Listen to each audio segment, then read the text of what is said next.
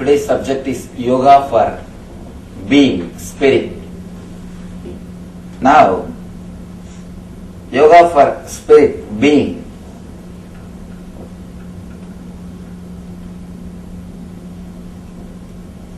As a being, the being level, you don't need any separate meditation or yoga. All our yoga or meditation is to reach that level. That's all. If you can experience that level or stay in that level, you don't need any meditation or yoga. The aim of the yoga is reaching the level of being or the spirit. First thing, what do I mean by the word being or spirit? Let's analyze. Let's analyze what do I mean by the word being. In Sanskrit we call Atman. You can translate it in a very superficial way as consciousness.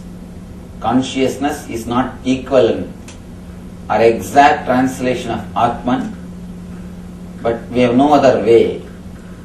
We have to use the word consciousness. Soul is much poor word. Consciousness is at least a little better than soul. So I am using the word consciousness. Actually, being cannot be expressed by a single word. You can say what is not being and make people understand what is being. But you can't pinpoint and say what is being. Because whatever you can pinpoint is only related to mind. You can't say anything about the being because it is something beyond mind. It is something above your intellect, it is something beyond your logic.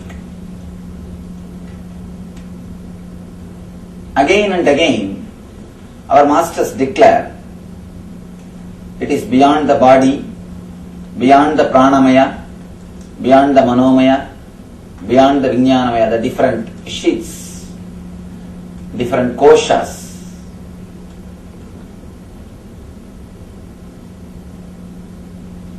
You have 5 bodies according to our Upanishads, are the 5 part of your being. First thing, physical body, which you are having, made out of flesh and bones, you know. Next thing, the pranic body, all the prana movement which is happening inside your system. Inhaling, exhaling, all the other prana movements in your system. Third thing, your inner chattering, that is called manomaya.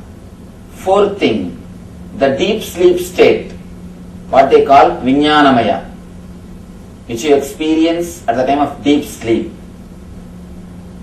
Fifth thing, anandamaya, of course, which you experience very rarely when your mind is totally in peace. When your mind is totally in silence. It is very rare people experience this Anandamaya Kosha. It's like if you are continuously asking for something, for example a sweet, particular sweet, continuously you are thinking about it. You want to have it. You are working for it. Suddenly one day you get that sweet. When you put that in your mouth, the restlessness which you had for that sweet or continuous thinking which you had for that sweet, it disappears, it comes down. Your mind becomes a little calm for few moments. That few moments you experience Anandamaya Kosha. You experience the joy which is from your being. But unfortunately, your mind starts thinking that joy is from the sweet, then you start running behind it. You think if you create a same situation or a same atmosphere, you will be able to experience the same joy. If that is the case, continuously the sweet must give you the same joy, but it is not giving. 4 sweets, okay. 5th, it's all right. 6th, you say, I think no, too much. 7th, you try to escape from it. If it is from the sweet, it must only continue or grow. If it is from particular space or particular situation, it must continue or grow, but it is not our experience. Sometimes you go to the beach, you feel sudden peace, calmness in your mind. If you think, oh, the beach is associated with peace and calmness, try to go every day, but you start experiencing. You will sit there and start your regular worries. That's what I always tell people.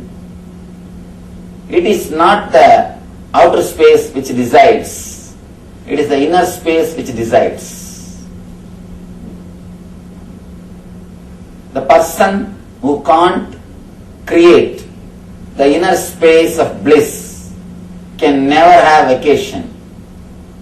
You may try your best to change the outer place, to try to have vacation. You may try all your best, all possible way.